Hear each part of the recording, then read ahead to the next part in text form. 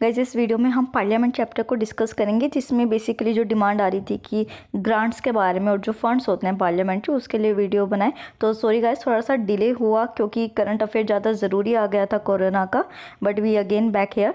तो demand for grants, जिसमें कि हम 6 डिमांड फॉर ग्रांट्स को डिस्कस करेंगे और 3 फंड्स ऑफ इंडिया को डिस्कस करेंगे। तो इंपॉर्टेंट वीडियो है बिकॉज पार्लियामेंट चैप्टर भी इंपॉर्टेंट है, तो इसे ध्यान से समझिएगा। और अगर आपको हमारी वीडियो पसंद आती है तो प्लीज़ चैनल को सब्सक्राइब कीजिए, बेल आइकन पे क्लिक कीजिए ताकि आपको सारी अपडेट्स मिलती रहें।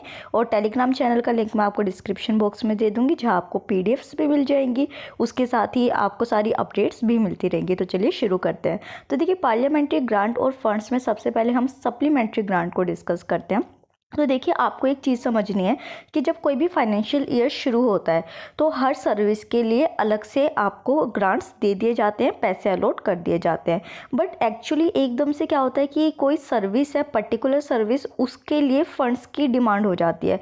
तो यहाँ पे जो फ़ंड उसको प्रोवाइड किया गया था फाइनेंशियल ईयर में, वो इनसफिशिएंट रहता है।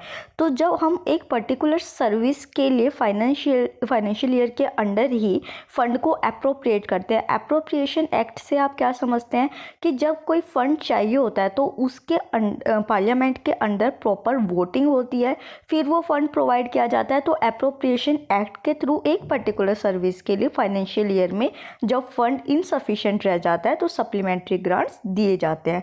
Next we discuss about additional grants. तो देखिए, एक करंट फाइनेंशियल ईयर था, उसमें पहले जब फाइनेंशियल ईयर लाया गया तो उस टाइम कोई भी ऐसा एक्सपेंडिचर का नहीं कहा गया था कि इतना ही होगा। बट फिर किसी भी सर्विस में ऐसा नहीं है, यहाँ पे पर्टिकुलर सर्विस है, मतलब कि टोटल किसी में भी ज़रूरत पड़ सकती है एक्स्ट्रा फंड्स की। तो यहाँ पे एडिशनल जब एक्सपेंडिचर दिया जाता है किसी फाइनेंशियल ईयर में कि एकदम से कोई नीड आ गई है, तो हम उसे एडिशनल ग्रांट्स कहते हैं। फिर आता है एक्सेस ग्रांट। तो देखिए, जो एक्सेस ग्रांट है, एक चीज़ आपको यहाँ पे याद रखनी है कि देखिए, एक सर्विस है, उसके ऊपर जितना कि एक्सपेंडिचर रखा गया था फाइनेंशियल ईयर में, उससे कई ज़्यादा स्पेंड हो गया है। तो यहाँ पे जो पब्लिक अकाउंट्स कमेटी है वो उसको अप्रूव करेगी और फिर एक्सेस ग्रांट दे दिया जाएगा।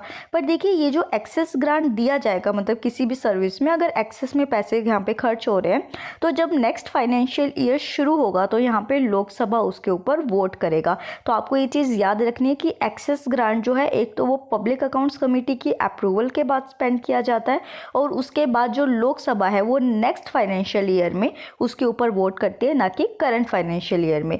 फिर वोट ऑफ क्रेडिट से हम क्या समझते हैं कि अगर रिसोर्सेज ऑफ इंडिया जो है उसके ऊपर एकदम से कोई अनएक्सपेक्टेड डिमांड आ गई है, मतलब कि वो जो डिमांड थी ग्रांट्स की, मतलब पैसों की, वो नॉर्मली बजट में उसकी डिटेल्स नहीं दी गई थी, पर एकदम से डिमांड आ गई है। इसमें आप समझ सकते हैं कि मान लीजिए कोई इमरजेंसी कंडीशन ही आ गई है या फिर कोई लॉस हो गया है, तो यहाँ पे वोट ऑफ क्रेडिट जो है वो दिया जाता है। फिर आता है एक्सेप्शनल ग्रांट। तो देखिए, एक्सेप्शनल से आप समझ सकते हैं कि जो चीज़ ऑर्डिनरी नहीं है, जो सोची समझी नहीं होती है, अलग थलग की जाती है। तो यहाँ पे एक्सेप्शन ग्रांट का ये मतलब है कि कोई भी ऐसा स्पेशल पर्पस या फिर ऐसी कोई फॉर्म जिसको कि करंट सर्विस का वो पार्ट ही नहीं बनता था, बट एकदम से वो स्पेशल पर्पस लाया गया फॉर पब्लिक गुड, कि पब्लिक का उसमें बेनिफिट हो रहा था, तो वहाँ पे जो पैसा दिया जाता है उसे हम एक्सेप्शनल ग्रांट के नाम से जानते हैं।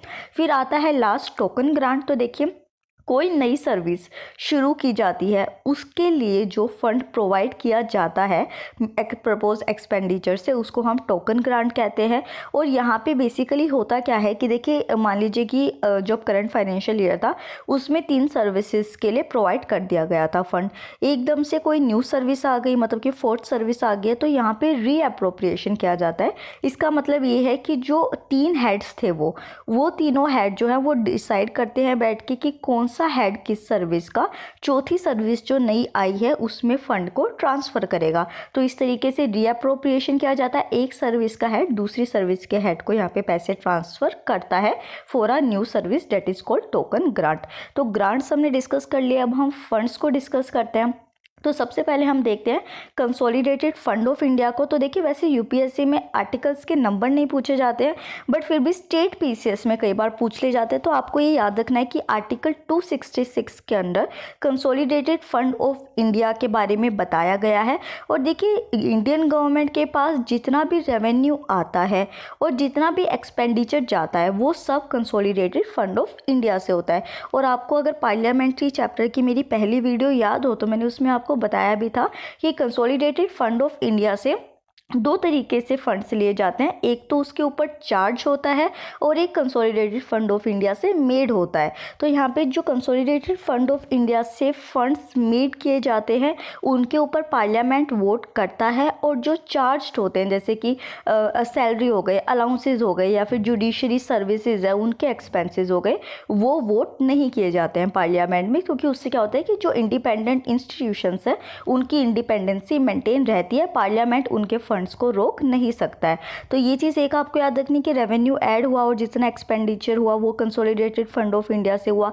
उसके साथ एक चीज़ आपको और याद रखनी कि गवर्नमेंट के जितने भी लोन्स होते हैं वो सारे कंसोलिडेटेड फंड ऑफ इंडिया से ही चुकाए जाते हैं, या फिर अगर इंडियन गवर्नमेंट ने किसी को लोन दे रखा है तो वो जो वापस आ रहा है वो भी कंसोलिडेटेड फंड ऑफ इंडिया में ही आ रहा है। तो यहाँ पे जो मनी होगा वो अप्रोप्रिएटेड नहीं होता है विदाउट पार्लियामेंट्री लॉस। फिर हम देखते हैं पब्लिक अकाउंट्स ऑफ इंडिया, ये भी आर्टिकल 266 के अंडर ही आता है।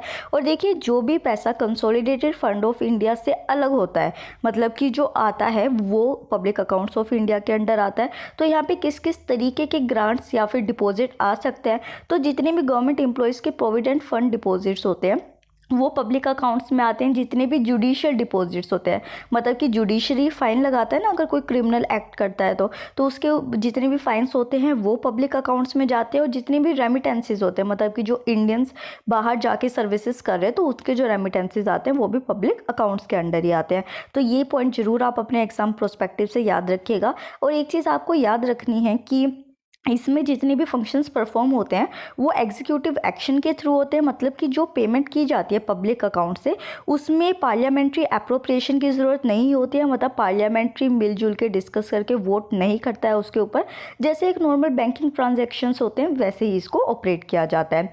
और लास्ट हम देखते हैं कंटीजेंसी फंड ऑफ इंडिया, तो 1950 में इसको इनेक्ट किया गया था और यहाँ पर बेसिकली पावर दी गई है वो प्रेजिडेंट को दी गई है। तो प्रेजिडेंट जो है वो एडवांस हैं, मतलब कि अगर कोई एक्सपेंडिचर पेंडिंग पड़ा है और प्रेसिडेंट को दिख रहा है आगे कि इसमें एक्सपेंडिचर की ज़रूरत पड़ती है तो वो कंटीजेंसी फंड ऑफ इंडिया से पैसा विड्रॉ कर लेते हैं। ऐसा नहीं है कि प्रेसिडेंट इसको जाके ऑपरेट कर रहे होते हैं, जो ये फंड होता है जो फाइनेंशियल सेक्रेटरी होते हैं उनके थ्रू ये ऑपरेट किया जाता है, हेल्ड रखा जाता है on the behalf of president. और ये भी एग्जीक्यूटिव एक्शन से ही ऑपरेट किया जाता है, मतलब कि इसके ऊपर भी पार्लियामेंट्री वोटिंग नहीं होती है। तो ग्रांट्स एंड फंड्स को हमने डिस्कस कर लिया है, इंपॉर्टेंट है यूपीएससी के लिए।